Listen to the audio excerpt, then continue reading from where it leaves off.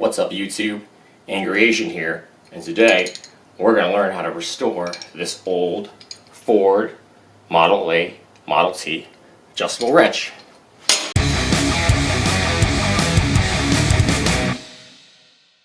So I've been collecting tools for about 25 years now, and probably one of the biggest mistakes I made as like a young man in my teenage years was thinking old tools are shitty.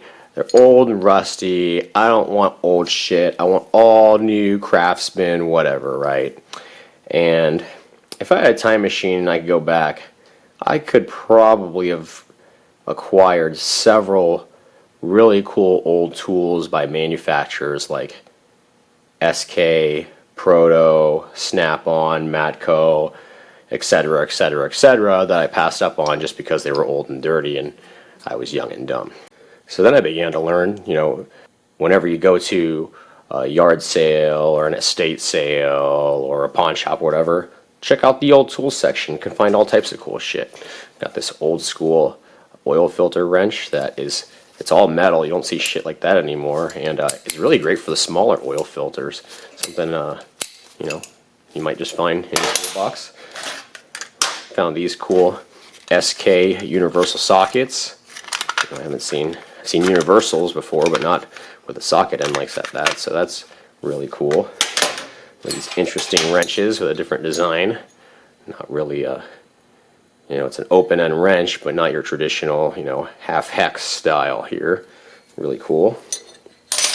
So when you start acquiring giant piles of wrenches like this, extra tools, a lot of times these cheaper ones that you're not going to save are great sacrificial tools to make other tools. For example, I needed to make this really stubby open end 13 millimeter.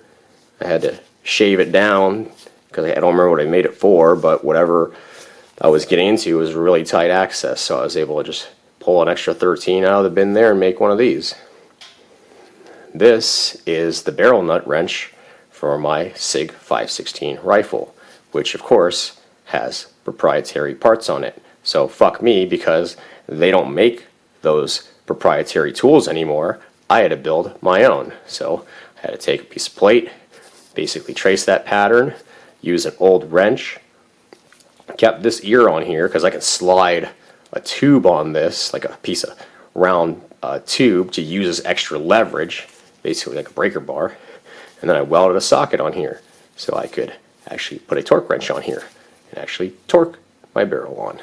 So old tools fucking rock. Don't pass them up just because they're old and dirty.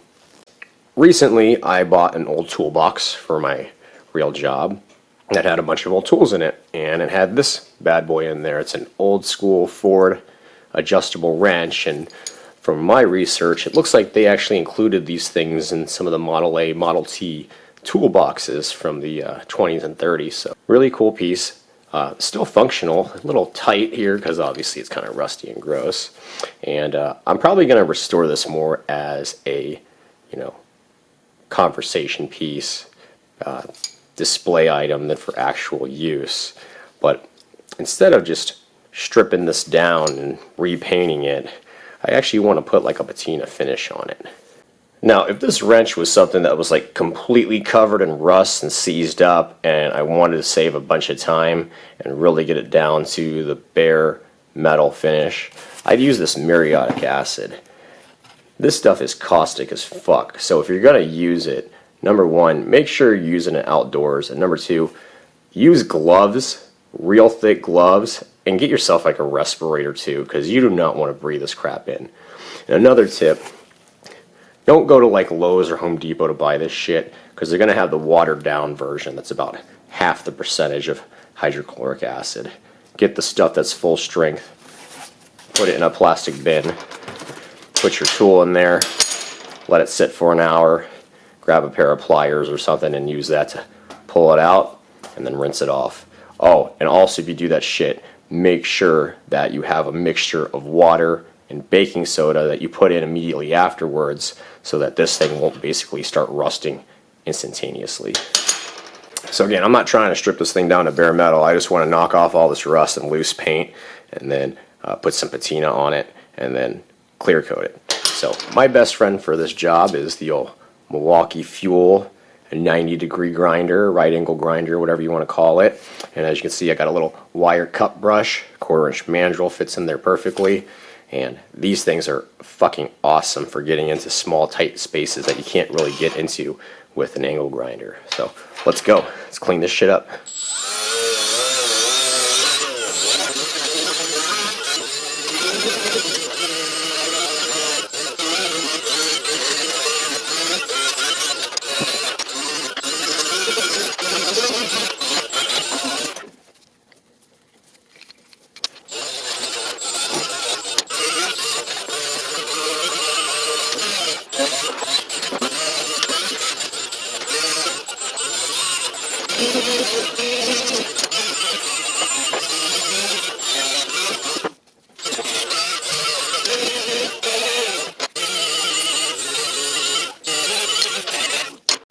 Alright, that cleaned up very well. Got almost all that loose paint and rust off there, except for some of the little tighter spots, so that's what Mr. Wire Brush is for.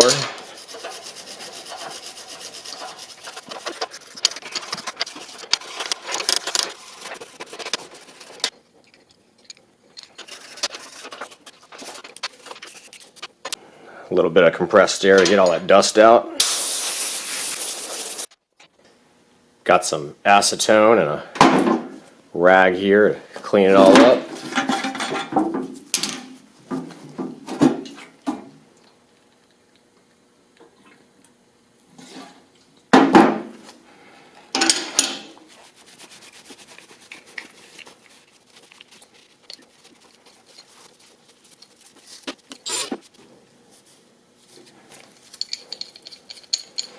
Let's feel much better now.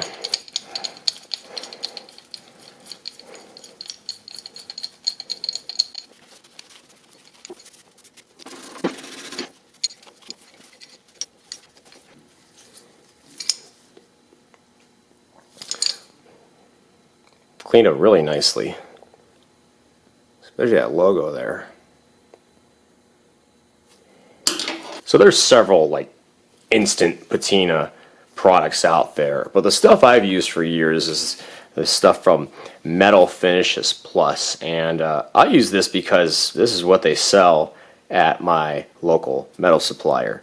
But they do have a website here, which I will link in the comments, and they have this in several different flavors. Today we're going to be using the gunmetal because I like that dark metallic look. And this stuff is like a two-part process, right? So you first use the patina, and then you use this Rustoleum shit afterwards. So there's two sprays here we got for the job, and you will also need just some water as well because you have to rinse in between applications here.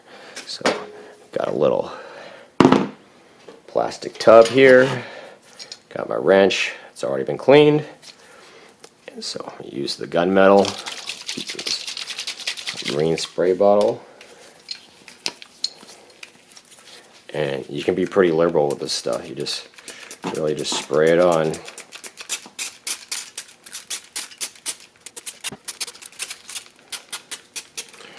And what's cool about this stuff is like the longer you let it sit, the darker it'll actually get.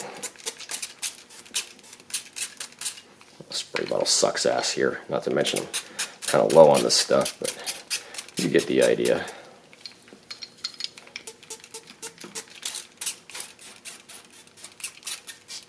Again, you can be pretty liberal with it. As you see, I'm giving it a pretty good bath here.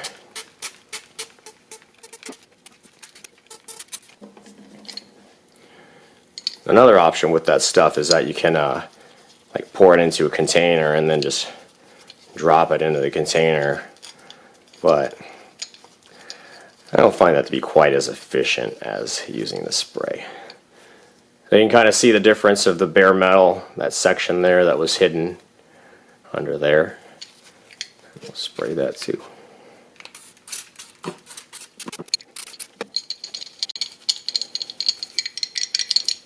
That's pretty good.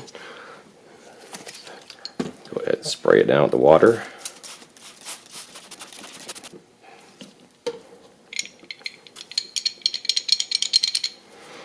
then you're going to use the rust arrest.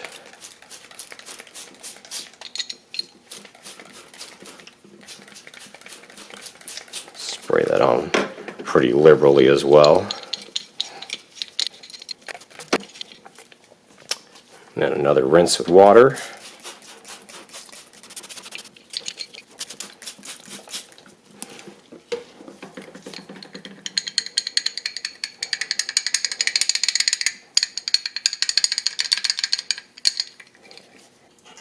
And I like to use just a little bit of compressed air to dry it all off.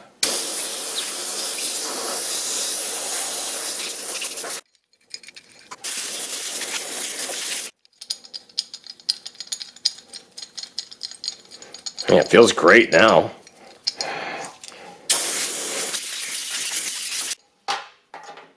Alright, it's pretty dry. Now, it kind of goes dull after you get all the water off of there. And the first time I used this shit, I was like, oh, what did I do wrong? And I must have freaking used half the bottle of that gunmetal black spray in it. And what I didn't realize is that this is normal. It's supposed to kind of go dull in color. When it gets wet, it comes back to being dark again, but as soon as it dries, it gets all kind of dull, loses that dark patina, loses that sheen. And what completes the process is just clear coating it. And I like to just use regular old Rustoleum crystal clear. And so we're going to hang this guy and shoot a couple coats of clear and make it pop. Alright, about to do my first coat of clear. I got a piece of welding wire ran through the wrench that's hanging off my engine hoist, so that way it's suspended in the air like that. And anytime I'm painting or clear coating or whatever, I prefer to have whatever I'm painting to be hung that way. That way I don't have to flip it over in a couple hours and do the other side. You're evenly coating all surfaces at once. It's just a time saver and it's just easier to deal with.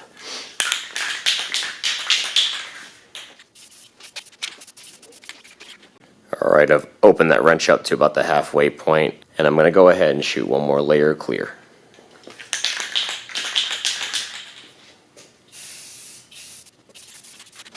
Look at that beauty. Cleaned up nicely. Works great too, I didn't even lubricate it or anything. Really like how that logo pops. Okay, boys and girls, hope you enjoyed the video, and I hope you learned a method that you can use to restore old tools. Make sure to like, subscribe, all that bullshit, and we'll catch you next time.